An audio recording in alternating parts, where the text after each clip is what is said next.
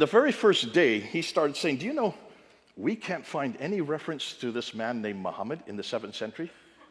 I said, what?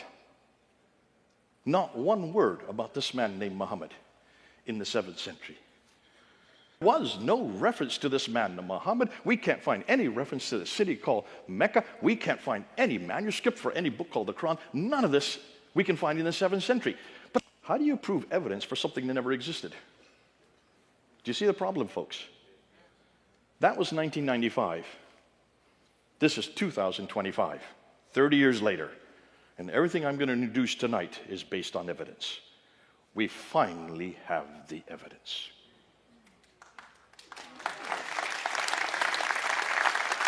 But here's what's fascinating.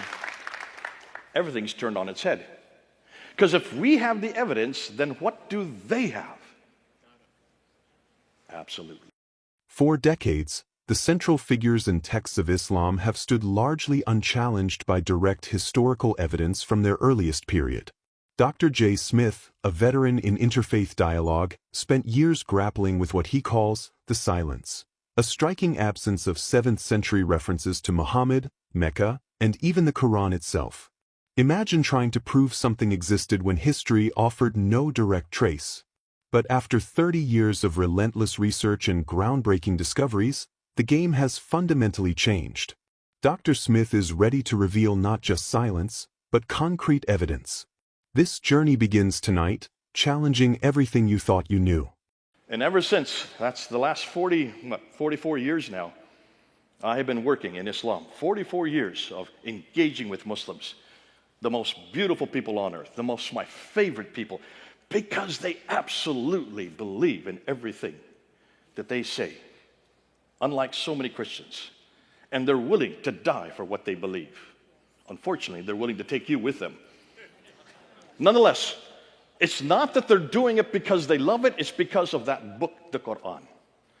This book right here. This is the one that does all the damage. But tonight, I'm not going to talk about this book. I did that a year and a half ago. We're not going to talk so much about this book. I'm going to talk about the man behind this book. The man that received this book. The man that supposedly from 610 to 632, that 22-year period, that he received these two halves. If you just take the Quran in half, look, this is really damaged. Can you tell the Muslims have stolen it from me 5 times and the police have always gotten it back, and it is about ready to fall to pieces. But this is the book I've been using for year upon year. There on the ladder at Speaker's Corner every Sunday for 25 years, I use this book. And when you look at this book, you can't even tell the printing on the outside, but it goes this direction. So it goes Arabic, so it goes from the right to left. So that would be Medina, this would be Mecca. Medina means that's the part when Muhammad was living in Medina afterwards, and this is when he lived in Mecca, from 610 to 622. This is what he received first. So this is the first part of the Quran, though it's the second half that's written. Isn't that odd? Turn it upside down, you get the right sequence. Nonetheless, let's go back to that sequence. And this is the part that really there's not too much in this part that we would have problems with. Oh, there's lots of stories here that make no sense. But it's this half that has caused all the problems. This is where the violence is. This is where the misogyny is against women. Chapter 4. Chapter 2. This is the problem that we're all confronting. And I did that for 30, 40 years. I confronted this part. And I found out that the best place to do that was a place called Speaker's Corner. So I used to go down to Speaker's Corner. If you ever go to London, go to Speaker's Corner. It only exists on Sundays. And it's the place you need to go to because that's where you engage with Muslims face to face. It's the greatest laboratory in the world because you can say anything you want. I kid you not. It's the bastion of freedom of speech. It's been around for 200 years. It's where they used to execute all the prisoners every Sunday, and people would come because there was no television or radio back then. How did they get entertained? They would go and watch the executions on Sunday. And before the prisoners were executed, they were given their last defense, and they would get up on these little soapboxes, stand up on those soapboxes, and they would try to defend what they had done. Of course, it never worked. They still got executed, but the soapboxes remained. So when the executions were finished, the crowds were there, thousands of people, and people got up on those soapboxes and started preaching, or they started teaching, or they started yelling, or they started discussing and debating, and so it became Speaker's Corner. Now, today, we don't use soapboxes anymore, and that's where that term, get off your soapbox, it comes from Speaker's Corner. Now we use these little kitchen ladders that like you all have in your kitchen, these little A-frame ladders with 2 steps, just so your head's above the audience, so that you can be heard. That's why I feel very comfortable right now, because I'm above you looking down on you. The problem is, the higher I go, the farther I fall. And so Speaker's Corner was very violent back in the 1990s. They had not yet become the religion of peace. That only happened after 9/11. They were still quite violent. And when they ran out of ideas, they used their fists. And it was not a pleasant place to be. But I would go down there every Sunday, and always I would try to engage with them. And we did what we call butsomp, by the seat of our pants, because there was nothing there to help us. There was no book written on how to engage face-to-face with Muslims and how to debate them and how to discuss them. Everything was attacking. When I got down there, they all had Bibles in their hands. Yes, Bibles, not Qurans. None of them had Qurans. They always had Bibles with little post-it notes all the way through. And all these post-it notes were about the historical anachronisms of our Bible, the internal contradictions. Did you know that we have all kinds of scientific errors in the Bible? Have you heard about this? I hadn't heard about this. I had 2 master's degrees, one in divinity and the other one in Islamics here at Fuller Seminary, and no one had taught me this. I hope Jack's teaching you all this. No, he's teaching you how to answer those kind of attacks. See, they were confronting my Bible, all these confrontations. And I remember the first Sunday I was down there, I was overwhelmed. I had no idea that I was going to get this kind of confrontation. And I wanted to get out of there. And I went home and I was bruised and battered. Not physically, my ego was bruised. Everything, because I thought I knew everything. And these guys ran circles around me. My wife saw how disgruntled I was, and so she kicked me out the door the next Sunday and made me go back down again. What a wife. If you met her, you'd see why. He says, get back on the horse again. If you're going to fall off the horse, just get back up and learn. Take a notebook with you and just learn and hear what their questions are and then find answers. Now, there was no internet back then in 1992, and there was no Google to ask your questions. You had to find out by going to the library or calling up somebody or trying to remember what you learned in seminary. I had nothing to help me. And I noticed that all the questions were coming one way, this way. They're always attacking my Lord. Always 2 subjects, Jesus and the Bible. Jesus in the Bible. Well, what 2 subjects do you want to talk about but those 2, right? What great subjects. And these were the Muslims that were asking me, see if you see an atheist or a humanist or anybody else want to talk to you about those 2 subjects. Only Muslims want to talk about those 2 subjects. And they should be our favorite subjects. Now, to defend against that, that's called apologetics. That's defense. And I had to learn my apologetics by the seat of my pants. It was difficult. I was hard. I didn't know what to do. I didn't know where to go. And then I went to and I did a course at the University of London by this man here, Dr. Gerald Hawting. He had a course there at School of Oriental and African Studies on the origins of Islam. Well, I said, I thought I knew everything. This would be a fun course to do. Let's see what he's talking about. And there was about 50 students in the class. And the very first day, he started saying, do you know, we can't find any reference to this man named Muhammad in the 7th century? I said, what? Not one word about this man named Muhammad in the 7th century. He said the earliest we can find about his biography is not till a man named Ibn Hisham. There it is, right there, Ibn Hisham. I just showed it to you, Ibn Hisham, right there. This is the first guy that ever wrote down his biography, and he died in 833. 833, Muhammad died in 632. Do you see a problem, folks? There it is right there. 833, when this guy finally writes it down. That's a 200-year gap. What happened? What happened in the intervening 200 years? And he says, you know, we can't find any mosque facing Mecca at all in the 7th century. I said, I've never been told this. Why didn't I learn that in seminary? Why didn't I learn that at Fuller? Why didn't I learn that from the Muslims who I was engaging with all these years? And he said, take a look at the Dome of the Rock. Probably the most famous building that's been built by a Muslim in the last 1,400 years. The most beautiful building is right there in Jerusalem. Notice it has no Qibla, direction of prayer.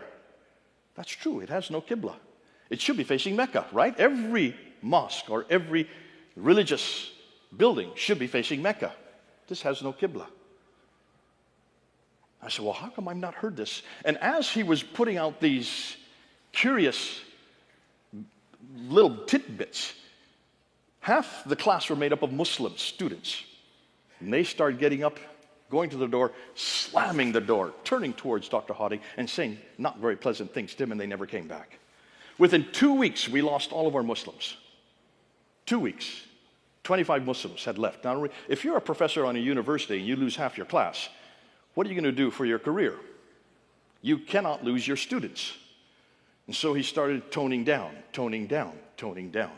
and stopped coming to conclusion and stopped asking these questions. Well, I love these questions, and I saw the reaction of the students. I said, wait a minute. If the Dome of the Rock has no Qibla, then what does that mean, Dr. Hotting? And he wouldn't answer. He didn't want to answer because he didn't want to lose any more students. So I started taking this down to Speaker's Corner. And I started putting it up there. And I got beat up. I mean, physically beat up. They knocked me out. And one time there were 60 Muslims around me, kicking me. I went unconscious. I had no idea what happened. When the police finally pulled me out, they said a black man came and laid on top of me and took the blows for me. I said, where is he? He had disappeared. I call him Barry, my black angel. I have a black angel, Barry. He saved my life twice now at Speaker's Corner in the 25 years I've been there. But I suddenly realized this material is potent. This is heavy material. If this is the only reactions Muslims have, is to beat you up or to walk out the door and slam the door and yell at you as you're walking out, if that is the only reaction they have, we got to learn this material. We got to know this material. And that was then in 1995. Some of these students came to me and they said, we can't answer this, but there's a man who can. His name is Dr. Jamal Badawi. And they said, we want you to debate him. There it is, Dr. Jamal Badawi and myself. He is the world's leading authority on the Quran. He had done 300 videotapes. You know, these old boxes, these old VHSs. For those who had gray hair, remember the VHS boxes that we had to use? And he had done 300 of these videos just on the Quran. And they said, he's coming back from Malaysia. He's going to stop in London on his way back to Halifax in Canada. Would you be willing to debate him? Well, I hadn't done a debate before. We don't get trained up on how to do debates in seminary, not in homiletics class. We're trained just to say, make sure that you take a subject, only keep it to 20 minutes, say 3 things about that subject, make sure you support it in Scripture, and then always have a good conclusion at the end. And then as you walk out the door, people shake your hand and say, what a great sermon you've done. Nothing about debating, nothing about getting confronting or people supporting and people yelling at you and calling you all kinds of names, giving you death threats. That we weren't taught in homiletics. So I said, okay, let me try it out. And so I went up to see a woman her name was Dr. Patricia Corona. Dr. Patricia Corona is the leading authority on Mecca. She is from Denmark. She reads and writes 15 archaic languages. How many of you can read and write 15 archaic languages? Show of hands. None. She's unique in the world. And these are languages that no one uses anymore. Nabatean Aramaic, Syro-Aramaic, Akkadian. Amazing woman. She's a linguist.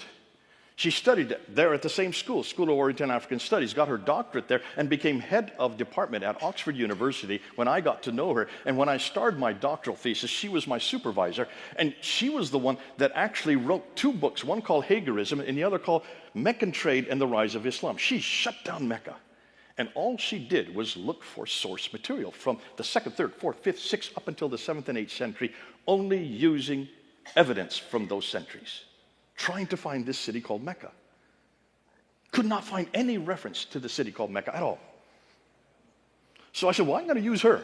I went up to her, and of course, she knew me, and we went into. By this time, she had a death threat from Oxford University for writing Meccan Trade in 1997, and so she transferred up to Cambridge University, was head of department at that time, and I sat in her office for one afternoon for about 3 hours as we put together this debate. She said, do this, here's a better way to say it, here, why don't you use it? I finally turned to her, and I said, Dr. Corona, why aren't you doing this debate?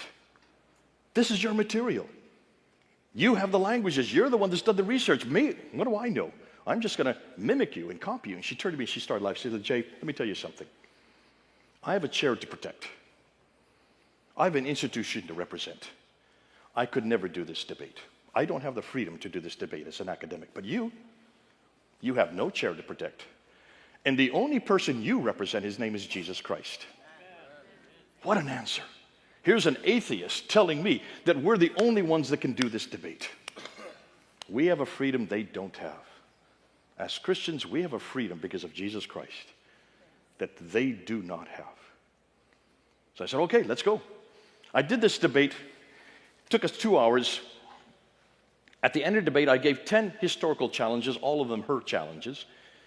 He did not have an answer for any of them. And he turns to me at the end and he says, you know, Mr. Smith, all you've done is shown us everything you brought is based on silence. There's just nothing there. Granted, there's nothing there. Everything you've done is based on silence. And the absence of evidence does not prove the evidence of absence. And he hung me. The absence of evidence does not prove the evidence of absence. I had nowhere to go. He was right. I didn't have any evidence. He didn't have any evidence, so it's just silence.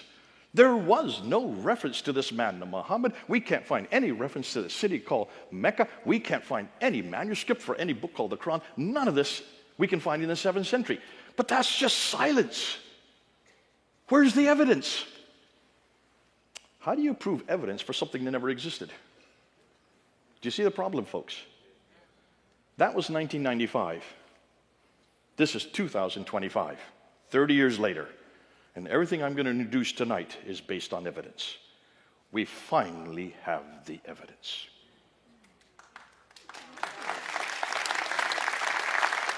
But here's what's fascinating. Everything's turned on its head. Because if we have the evidence, then what do they have? Absolutely nothing. Now suddenly, everything the Muslims are going to present is based on silence. They have no evidence for their man Muhammad. Okay? Tonight, you've heard the journey, a decades-long struggle with historical silence surrounding the origins of Islam. For years, skeptics rightly pointed out the glaring lack of 7th century evidence for figures like Muhammad, the city of Mecca, or even a complete Quranic manuscript. As Dr. Smith powerfully states, how do you prove evidence for something that never existed? This was the core challenge. The absence of evidence did not necessarily prove absence. But that was then. This is now. After 30 years of dedicated research, spurred by those very historical questions and the need for irrefutable proof, Dr. J. Smith is no longer dealing in silence. He has finally uncovered definitive, groundbreaking evidence. These aren't theories. These are tangible historical proofs that will fundamentally alter the discussion about Muhammad's existence and the very foundations of early Islam. This revelation is so significant, so impactful, that it turns the historical narrative on its head. This video is merely the prologue. In our upcoming series, we will delve deep into these unprecedented findings, presenting the 2 new, monumental pieces of evidence that have now emerged. Prepare to witness history rewritten,